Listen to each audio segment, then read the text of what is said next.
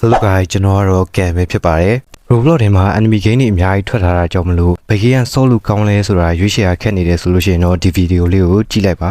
ဒီဗီဒီယိုမှာတော့ Roblox ထဲမှာဆော့လို့ကောင်းတဲ့ enemy game 5မျိုးကိုပြောပြပေးတော့မှာပဲဖြစ်ပါတယ်ဗီဒီယိုလေးမစခင်မှာကျွန်တော်ရဲ့ subscriber က 1k ပြည့်တော့မှာမလို့ subscribe မလုပ်ရသေးဘူးဆိုလို့ရှိရင်လုပ်ပြီးခဲ့ဖို့တောင်းဆိုချင်ပါတယ်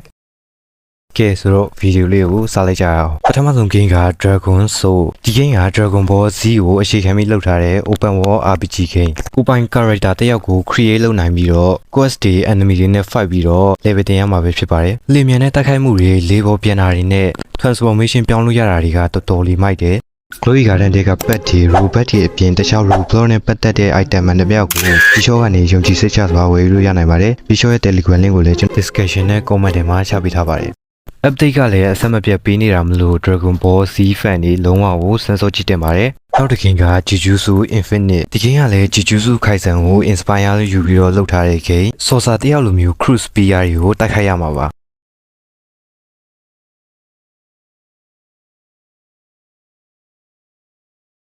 စကီးတွေကလည်း random အနေနဲ့ရရှိမှာမလို့အများကြီးမျှော်လင့်ထားဖို့ပြောချင်ပါတယ်။တိုက်ခိုက်တဲ့ပုံစံတွေကလည်းတော်တော်လေးမိုက်တာမလို့ Jujutsu Kaisen fan တွေဆိုလို့ရှိရင်လုံးဝကိုစမ်းစောကြည့်တင်ပါတယ်။နောက်တစ်ခင်က Blue Lock ဒီgame ကလည်း Blue Lock enemy ကိုအခြေခံပြီးလုပ်ထားတာဆိုတော့ Blue Lock တွေကလိုမျိုး skill တွေပြအကွက်တွေပြပြီးတော့ကန်လို့ရပါတယ်။ကန်ဆိုတာ skill တွေကိုစိတ်ကြိုက်ယူလို့မရဘဲနဲ့ random အနေနဲ့ပဲရရှိမှာပါ။ဒီ game ကိုလည်း Blue Lock fan တွေလုံးဝကိုစမ်းစောကြည့်တင်ပါတယ်။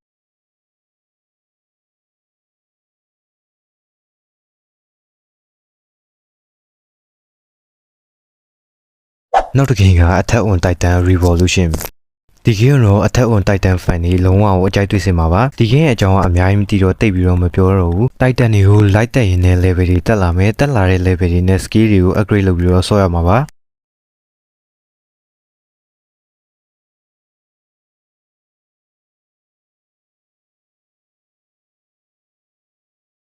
နောက်ဆုံးတစ် game လေးကတော့ Enemy Sled Tower ဒီ game ကနာမည်အတိုင်းပဲ Tower ကိုတက်ရမှာပဲဖြစ်ပါတယ် Tower တက်တာမှာရိုးအရင်လိုမျိုး Tower တက်ရမှာမဟုတ်ဘဲနဲ့ enemy character တွေကိုတုံးပြီးတော့တက်ရမှာပဲဖြစ်ပါတယ် character တယောက်ချင်းစီမှာလည်းကိုပိုင် ability တွေရှိပြီးတော့ Tower တက်ရတာကြိုက်တဲ့သူတွေအတွက်စမ်းစောကြည့်တင်ပါတယ်ဆိုတော့ဗီဒီယိုလေးကတော့ဒီလောက်ပါပဲအားလုံးပဲနောက်ဗီဒီယိုမှာပြန်တွေ့ကြပါမယ်